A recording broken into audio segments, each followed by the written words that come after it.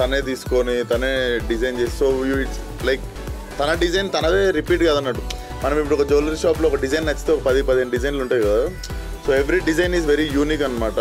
మరి ఆ కష్టపడడానికి రేట్లు పెట్టిందో లేదో తెలియదు కానీ, బట్ ఎక్స్ట్రీమ్లీ హార్డ్ జాబ్ చేయడం. ఎందుకంటే to not repeat the design.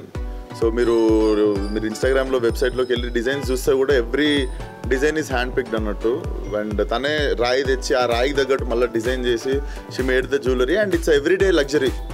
So మనకి ఎక్కువ మనం ఇప్పుడు జ్యువెలరీ అంటే మనం హెవీ జ్యువెలరీ కూడా చూస్తాం కదా.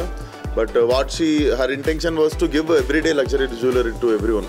వజ్రం బై వాన్మయి మా ప్రీవియస్ బ్రాండ్ నేమ్. దాన్ని షార్ట్ చేసామన్నమాట, రీబ్రాండ్ చేసాము వాన్మయి అని. And we specialise in all natural gem stones, ఇంకా natural gem stone jewellery.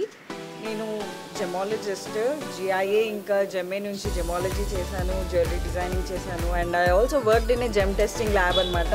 So అన్ని పీసెస్ మీరు ఏ పీస్ చూసినా కూడా అన్ని న్యాచురల్ సర్టిఫైడ్ జెమ్ స్టోన్స్ తోటే ఉంటాయి.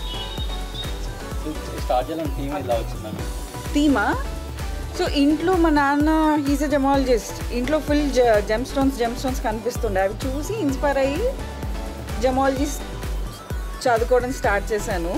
జెమాలజీ అయిపోతూనే జ్యువెలరీ బిజినెస్ స్టార్ట్ చేశాను.